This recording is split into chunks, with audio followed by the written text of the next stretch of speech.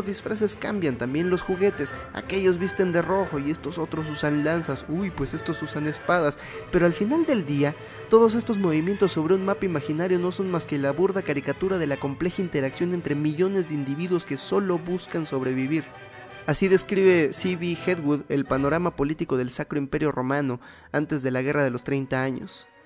Los diplomáticos cavilaban en la gravedad de cada nueva crisis, los políticos predecían y los mercaderes se quejaban de los mercados inestables, mientras que los 40 millones de campesinos sobre los que descansaba la civilización trabajaban la tierra y cosechaban el trigo sin interesarse por las remotas actividades de sus gobernantes. Y todos esos diplomáticos, políticos y mercaderes le fallaron a la gente que los alimentaba, y cuando la gente en la cima de la jerarquía falla, cuando la política se acaba, llega la política por otros medios. O dicho en otras palabras, barbarie cuerpo a cuerpo, asesinato en masa, pastizales tan llenos de sangre que apenas se podía caminar sobre el lodo. No me importa la historia de la guerra, no me importa la gloria de unos cuantos ancianos amantes de la muerte. Si le seguimos dando gloria a los asesinos, la gente seguirá asesinando por gloria. Y te pone a pensar, ¿no? En todo el tema del bien y el mal. Porque mira este señor. Este señor se llamaba Ted Bundy. Era un asesino serial y mató algo así como a 36 personas. Uy, qué malo.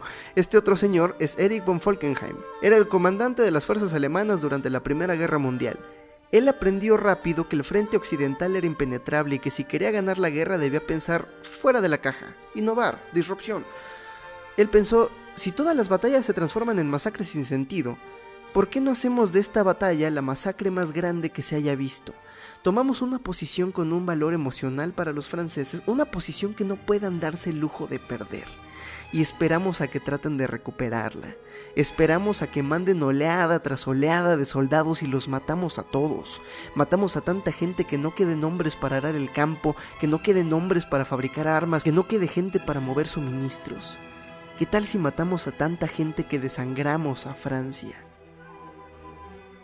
Ted Bundy mató a solo 36 personas y se le considera un monstruo. Casi 1 millón de personas murieron en Verdún y a Erich von Falkenhayn se le considera un héroe nacional. Como dijo León Tolstoy, la guerra siempre me ha interesado. No las maniobras de los grandes generales, sino la realidad de la guerra, el acto de matar. Me interesa más saber cómo y bajo qué sentimientos un soldado mata a otro que la forma en la que se formaron los ejércitos en Austerlitz o Borodino. Y bien, ¿qué se siente matar? Según los testimonios, miedo. Miedo como el que nunca has sentido. Hay incontables aspectos del combate que cambiaron desde la edad de piedra hasta nuestros tiempos, pero el terror de matar o morir, ese sigue ahí. Hans Van Gys en su libro sobre la guerra en Grecia explica que el trauma de la batalla en la antigua Grecia era distinto de las experiencias que dejaron a tantos soldados modernos con neurosis de guerra o trastorno de estrés postraumático. Los soldados griegos nunca se vieron en los extremos de privación física asociada con las trincheras y nunca vieron a sus amigos volar en pedazos.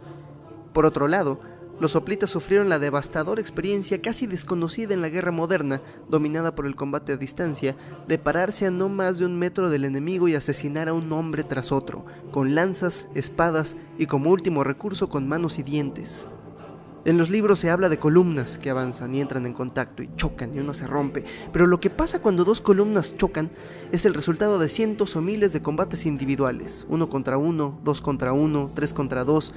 Una de las formas de combate cuerpo a cuerpo más efectiva era la falange, donde cada soldado sostiene una lanza y un escudo. Cuando estás en una falange, tu escudo cubre al soldado al lado tuyo y el soldado al lado tuyo te protege a ti. Cuando estás en la falange eres mucho más que un simple ser humano, eres parte de algo más grande, y mucha gente daría su vida por ser parte de algo más grande. Mucha gente la dio. En aquellas sociedades tan pequeñas, la gente que pelea contigo en la falange eran tus amigos, tus vecinos, tu familia. Esa gente que mata y muere a tu alrededor es gente que conoces. Y en la victoria el trauma de matar a otros seres humanos se compensa con el alivio de haber sobrevivido, con la camaradería, con la tribu. Pero en la derrota te toca ver morir a tus amigos, a tus vecinos, a tu familia. Y si el soldado a tu lado muere, y si tu flanco queda expuesto a las lanzas enemigas, ¿no sentirías miedo? Si el combate va mal y tú tratas de mantener tu lugar en la fila y a tu lado una absoluta masacre se acerca, ¿no correrías? Una tragedia del combate antiguo era que la gente más valiente, los últimos en correr, eran los primeros en morir. El historiador Richard A. Gabriel escribe que En cada ejército hay una muchedumbre esperando escapar y su motivación es el miedo. El verdadero asesino en el campo de batalla era el miedo. Los hombres en combate tienen su instintiva reacción de correr o pelear balanceada en el delicado hilo de la disciplina. El estrés continuo incrementa la probabilidad de que alguien en las filas se asusta y corre. A veces las acciones de un solo soldado eran suficientes para que una unidad entera entrara en pánico. En el espacio confinado que era la batalla antigua, el pánico era contagioso. Los griegos decían que Fobos, el dios del miedo, decidía las batallas. El objetivo de un general en el campo de batalla no era matar a más gente, sino hacerlos huir, y en la huida, masacrarlos. Por eso todo el cosplay, por eso los cascos con penachos gigantes, para hacer ver a tus hombres más altos, por eso las máscaras de demonio de los samuráis. Aún en tiempos de Napoleón cuenta la leyenda que además de los sombreros de granadero, el generalísimo ponía a los soldados más altos en las primeras filas del combate, para intimidar al enemigo. Dave Grossman explica que el arco largo aún se habría usado en las guerras napoleónicas y lo único que importara fuera la matemática bruta de la efectividad para matar, ya que tanto la velocidad de disparo del arco largo como su precisión eran mucho mayores que las de un mosquete. Pero un hombre asustado, pensando con su cerebro medio que hace ploink, ploink, ploink con un arco, no tiene ninguna posibilidad contra un hombre igualmente asustado que hace con un mosquete. ¿Qué le vamos a hacer? Debajo de toda esta armadura aún somos simples primates. Pero bueno, mucha biología, mucha genética, pero no somos animales, maldita sea, somos más que materia viva, somos seres humanos. Tenemos moral, tenemos principios, valores. A ver, ¿qué dice el buen libro? No, el otro, ese. En Números 35, Dios le dice a Moisés que castigue a los medianitas porque sus dioses y sus mujeres corrompieron al pueblo de Israel, y los israelitas, muy obedientes, atacaron la ciudad enemiga, mataron a todos los hombres, esclavizaron a las mujeres y se robaron a su ganado. Sexo y alimento, te digo, sexo y alimento.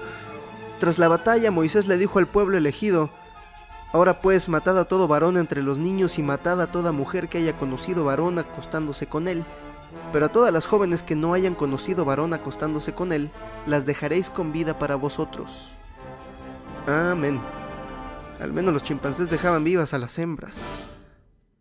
Pero entre la barbarie de la humanidad antigua, esas eran las reglas del juego. Cuando una ciudad se ponía bajo asedio, la población tenía dos opciones. Podían rendirse y abrir las puertas al enemigo y tal vez recibir misericordia, pero en el segundo en el que la primera arma de asedio tocaba los muros, si la ciudad caía, todos sus habitantes estaban condenados. Dicen de Bagdad que cuando los mongoles la capturaron, el río Tigris se pintó de negro por todos los libros que arrojaron y de rojo por todos los filósofos que degollaron. La historia está llena de poblaciones enteras borradas del mapa. Esto no es algo que solo le hacemos a otra tribu o a otras razas. La raza, por cierto, es un invento de los cristianos del siglo XVI para justificar la esclavitud en el Nuevo Mundo. Bye. El genocidio como herramienta política es algo que el proyecto humano se hace a sí mismo. Tras la muerte del emperador Nerón, una guerra civil estalló en el Imperio Romano y como resultado, una ciudad llamada Cremona fue puesta bajo asedio. Romanos contra romanos. Los habitantes trataron de rendirse, pero los soldados, sedientos de sangre y oro, atacaron de todas formas. Y esto fue lo que pasó. 40.000 hombres armados entraron por fuerza a la ciudad. Ni el rango ni la edad salvaron a las víctimas de una indiscriminada orgía en la que la violación se alternaba con asesinato y el asesinato con violación. Ancianos y mujeres viejas, sin valor como botín, eran arrastrados para hacer reír a los soldados, pero cualquier mujer u hombre de buen ver que se cruzara en su camino era jalado de un lado a otro en un violento tironeo entre sus captores, que finalmente los llevaba a destruirse unos a otros. Un solo saqueador cargando dinero y ofrendas de oro a menudo era asesinado por otros que eran más fuertes. Cremona les duró 4 días. Todas estas historias se parecen. Desde la caída de Nínive, la ciudad más grande del imperio asirio, donde cada hombre fue asesinado y todas las mujeres y niños esclavizados, hasta el ejemplo más famoso del siglo XX, donde la ingeniería y la brutalidad humana conspiraron para asesinar a 6 millones de judíos de la manera más eficiente posible, pasando por las conquistas de Gengis Khan de la ciudad de Jeongdu, de la cual las crónicas revelan que los huesos de las víctimas formaban montañas blancas y el suelo aún estaba aceitoso de grasa humana. Es fácil leer estas historias y pensar que sus personajes son monstruos o demonios, criaturas de otra época y de otro mundo, pero no son. Todas estas atrocidades fueron cometidas por seres humanos y te tengo noticias. Tú eres uno de ellos. En su libro ¿Por qué no matarlos a todos?, Daniel Shiro explica que Los eventos genocidas han sido demasiado comunes como para ser explicados como algún comportamiento anormal. Por el contrario, bajo las circunstancias correctas cualquier ser humano está más que listo para matar por categoría. ¿Y cuáles son las circunstancias correctas? A ver, guapuras, ¿cómo están? Yo soy Adolf y seguro nos van a desmonetizar. No sean así, no vayan de soplanes con Susan. El día de hoy, guapuras, vamos a hacer un genocidio especial. ¡Stalin mató más! Ya sé, hombre, no son carreras, los dos estuvieron feos. Para esta receta necesitaremos de solo 6 ingredientes. 1. Una élite constituida por una minoría. 2. La presencia de un poder autocrático. 3. La experiencia de genocidios pasados. Beer. Inestabilidad política in extrema. Apertura comercial con otros estados y sex. Ideologías extremistas y exclusionarias. Esta receta no funciona siempre. Según el Grupo de Trabajo sobre Inestabilidad Política del Gobierno de los Estados Unidos, este modelo puede predecir un genocidio con una precisión del 74%, pero cuando los 6 factores ocurren al mismo tiempo, la probabilidad sube al 90%. Como decía Edmund Burke, para que el mal triunfe solo se necesita que la gente buena no haga nada. ¿Pero quién es la gente buena? Los turcos discriminaron durante décadas a los armenios, pero nadie dijo nada. Hasta que llegó la Primera Guerra Mundial, las tensiones políticas estallaron y el gobierno otomano asesinó a 1,5 millones de armenios. Alemania tenía una tradición de antisemitismo de siglos, con autores tan buenos como el padre del protestantismo, Martín Lutero, que propuso entre otras cosas quemar sinagogas, ejecutar rabinos y esclavizar judíos. Los alemanes ordinarios no se convirtieron en nazis por la crisis económica, por el carisma de Hitler, ni siquiera por ser malos. La identidad cultural de Alemania llevaba siglos marinándose en una ideología genocida medieval.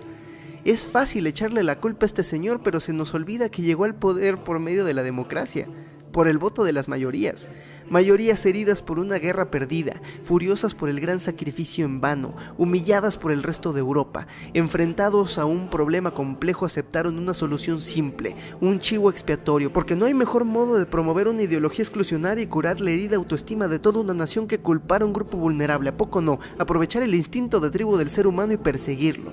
O como explica Daniel Shiro, la causa más insoluble de los asesinatos genocidas surge cuando los grupos rivales, étnicos, religiosos, de clase o ideológicos, sienten que la presencia misma del enemigo ensucia el medio ambiente a tal grado que la vida normal ya no es posible mientras el otro exista. En Turquía, en Camboya y en Argentina vimos cómo se culpaba a grupos de enemigos políticos de la gloria perdida, de la superioridad amenazada, del declive de una era dorada y que solo se podía evitar asesinándolos a todos. Y se oye como historia antigua, pero solo en el siglo pasado vimos Armenia, Nankín, Bosnia, Ruanda, Camboya, Darfur. Y si aún crees que esto es un problema del pasado, googlea qué le está pasando a los uigures de Xinjiang. Como seres humanos tenemos que reconocer nuestro potencial para el mal. No hay una sola nación en la tierra que no haya cometido o sido víctima de un genocidio.